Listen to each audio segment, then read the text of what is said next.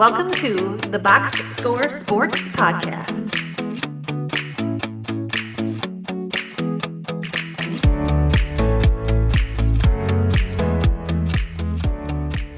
Welcome back, everybody, to the Box Score Sports YouTube channel. I'm your host, Ryan, and what we are doing is we are going to be previewing every single NBA team to celebrate tip-off week in the NBA. We're going to have videos of every team's, hopefully 10 minutes or less, of our favorite moves, least favorite moves. We're going to talk about questions, concerns. We're going to predict whether they're a playoff team, a contender, a lottery team, or a play-in team. We're going to hit on all those and every single teams. But before we get into it, like the video, subscribe to the channel, and let me know your thoughts on your favorite teams going into the season or on the team of each video that we will be posting.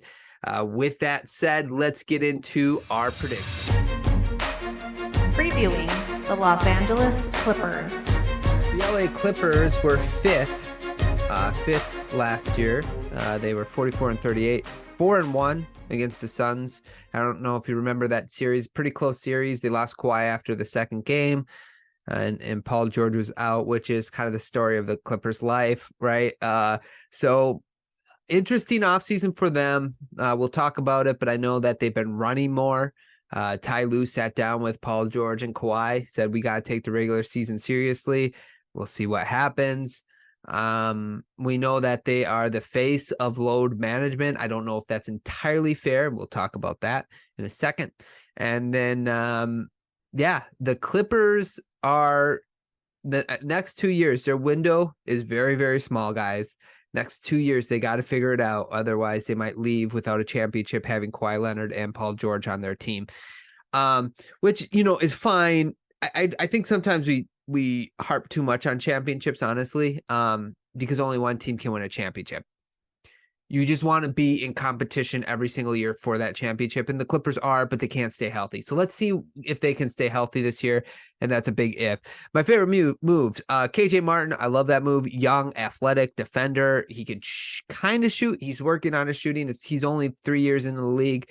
I think that this is what the team kind of needed, more athleticism and more youth and more running.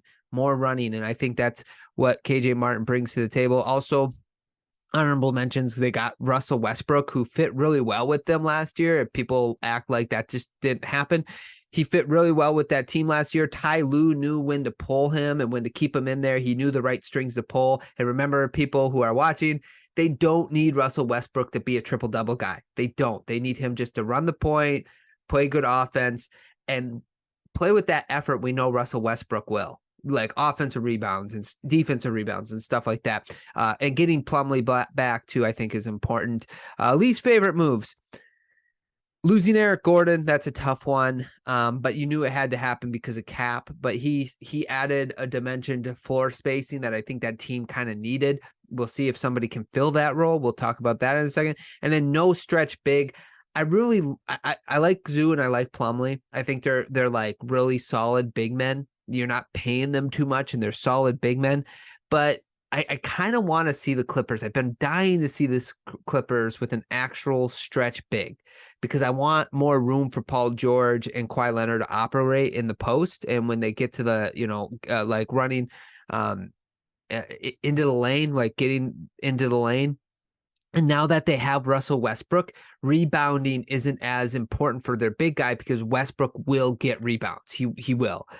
So I kind of wanted them to get one. They didn't. That's fine. The questions, comments, concerns, statements. Let's start with health being the biggest question. They got to stay healthy. If they stay healthy, I think they're a playoff team. I think they're a good team. They're a really good team. Now let's talk about health. And I'm going to bring this up when I talk about another LA team, the LA Clippers. Did you guys know that the Clippers are the poster child for what we call load management, right?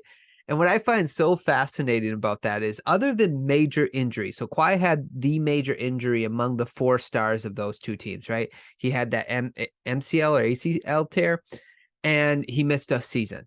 But other than that, if you took the 4 seasons where they at least played one game that season, did you know that Kawhi Leonard played 221 games, and LeBron James in the last 4 seasons where he played at least one game, he played 223. It's a 2-game difference. 2 games. What about Paul George? Played 189 games the last 4 years. 189. Anthony Davis, 194. That's 5-game difference. It's a 5-game difference. My point is this.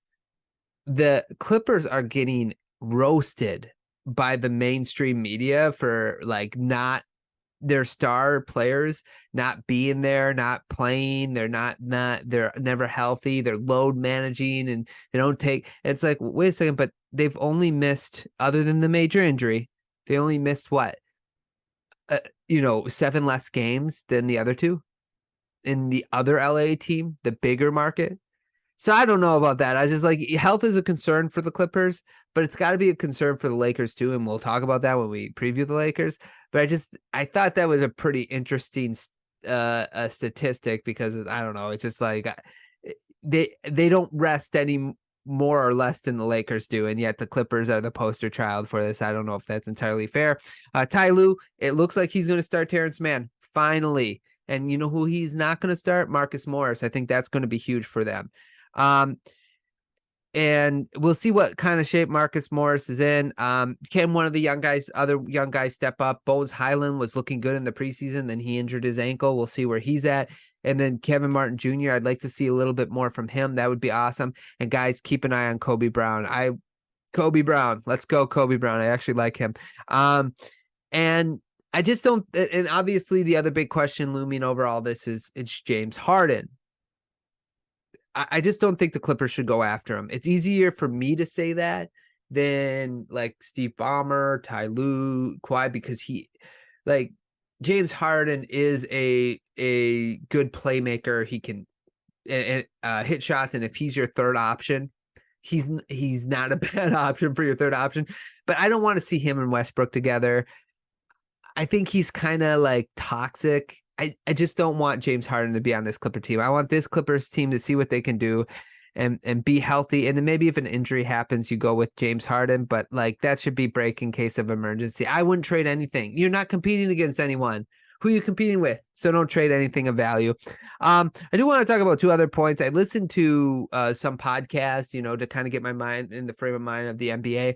And I just have to call my man, Bill Simmons. I love Bill Simmons, and he'll never, ever watch this video. I listen to him all the time, but he has biases and stuff.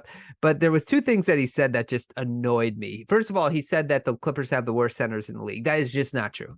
That is just not true. What are we talking about here? Like, Zoo and Plumlee, they're both solid centers. It's not the worst center position. It is not. I don't know how you can say they have the worst center group in the NBA. That's just like, do you know what's going on in Charlotte? Like that's happening. What about the Suns? Nurkic and Eubank, and you'd rather have those 2 than Zoo and Plumlee? I don't know about that. Like there's other center positions groupings that aren't great, and they're not paying them a ton of money. So I don't understand why he said that. And the other thing is like, this team has no depth.